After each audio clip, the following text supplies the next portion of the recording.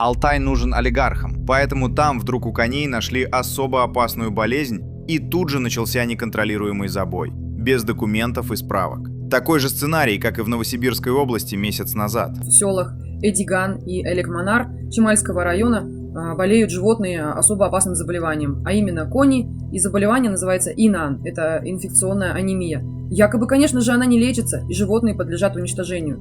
Чтобы вы понимали, Чемальский район, в частности, эти села живут именно туризмом. У них очень развиты вот эти конные прогулки, да. И то, что сейчас происходит, по мнению жителей республики, и я к ним присоединяюсь, иначе как убийство туристического бизнеса не назовешь. И знаете, о чем говорят умные ветеринары? О том, что сейчас не соблюдаются практически правила забора, анализа у животных. То есть на каждое животное должна быть отдельная игла, да? Но, как из рассказов самих людей, получается, что они одной иглой могут взять анализы крови до 10 животных. Представляете? То есть даже если предположить, что одно животное больное, во время вот этой процедуры забора крови можно заразить еще плюс 9. Как вам такая статистика? Не пора ли начать задавать вопросы Министерствам сельского хозяйства и Управлению ветеринарии во всех регионах? А почему не соблюдаются эти правила?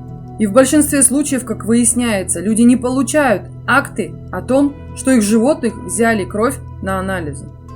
Вопросов больше, чем ответов.